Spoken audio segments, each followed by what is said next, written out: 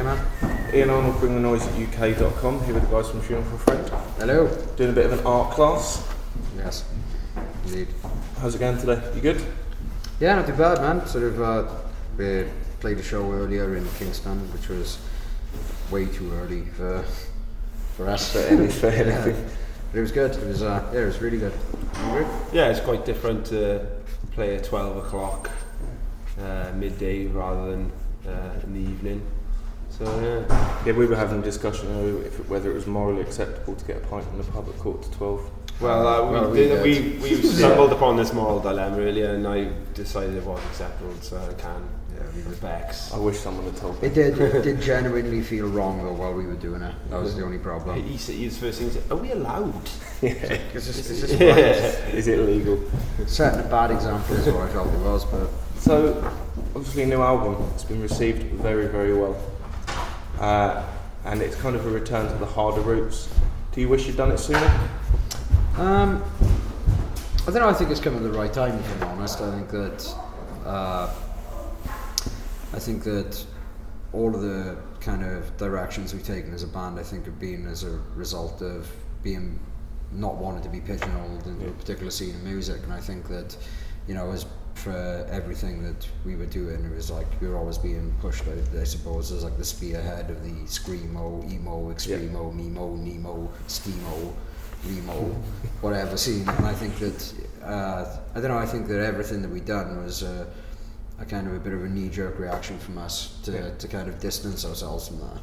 And I think that we maybe lost ourselves a little bit in the reason why we started the band in the first place, is to play music that we love and what we want to listen to.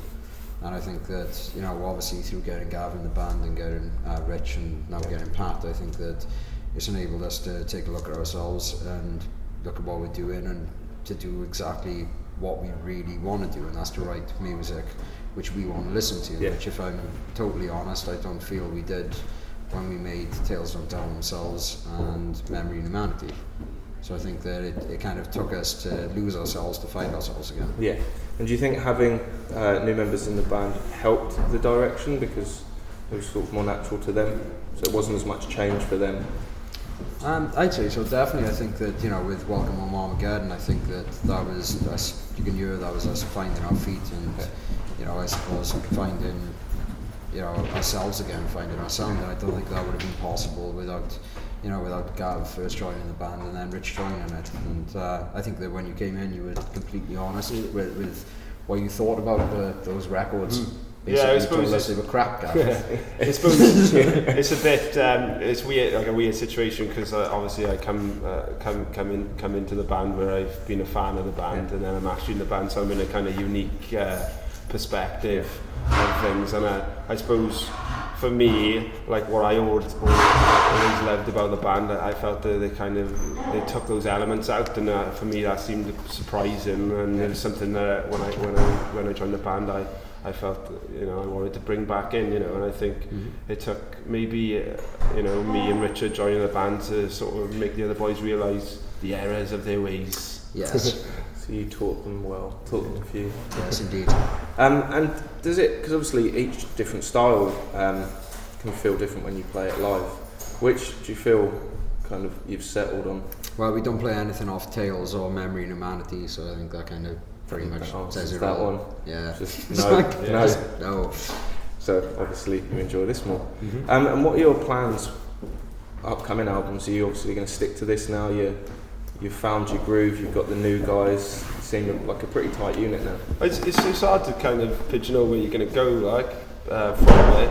I'm sure we've definitely kind of carved this.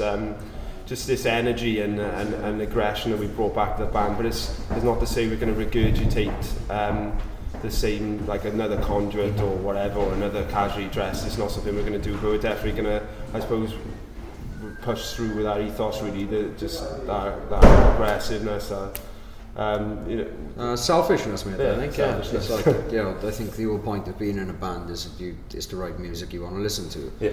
And if you're not doing that, there's no real point in being in a band. Yeah. So I think the whole thing for us, I think definitely going forward, is just to keep writing music that we feel, we we love, we want to do, and we haven't quite got to listen to elsewhere. And looking at if for some reason tonight you were told you could only play one song, which song would you play that you feel just sums up the sound at the moment? High Castles. Yeah, I'd say that. Probably High Castles. It's a song off the new album. Been playing it for quite a while now. It's the first one kind of written for it, and it just seems to go off live. Even when we first played it, when no one even knew the track, I think it so kind of works well in a live environment. It just kicks off straight away. So yeah, it's just been a stand-up track really. Yeah, I'd say so. And something I personally feel your band's done quite well is, as you guys have got older, your audience has too. Where sometimes bands have the same age audience. No matter how many albums they bring out, the audience stays the same. It's probably because they cater to the same age. But is that something you find? Or? I think we probably aged really badly. I think, and I think that sort of young sort of teenage kids don't look at us and go, "Ooh, I'd like to be them." I don't know. There's some discussions we've had between ourselves, is trying to kind of pigeonhole with the people who come to watch us, because it does change up. You do see people who are, there's got one guy in his 50s the other night, and then you do get kids who are, like 14, 15. It's weird because so it's a massive cross section of people who.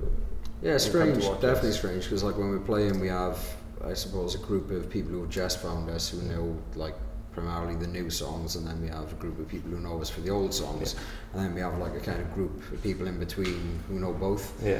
And it's it's kind of weird, but I think that for any band who's been together for like 11 years, I think you're gonna get that. So I don't know, it's cool. I like having quite an older audience. It's quite nice. Sort of, when I go to shows and I stand at the back, I can relate to the people who stood at the back. Yeah. Makes the queue for the bar longer though. Yeah. And if you were to, look at if it was to all end tomorrow for some reason, what would you guys want to be remembered for most? It's just writing music that people are able to connect to on some level, whether it's the lyrics or just a guitar riff or whatever. Just having kind of made something that originated inside your brain, or whatever, and is now interpreted by someone else. I think that's the wondrous thing of music.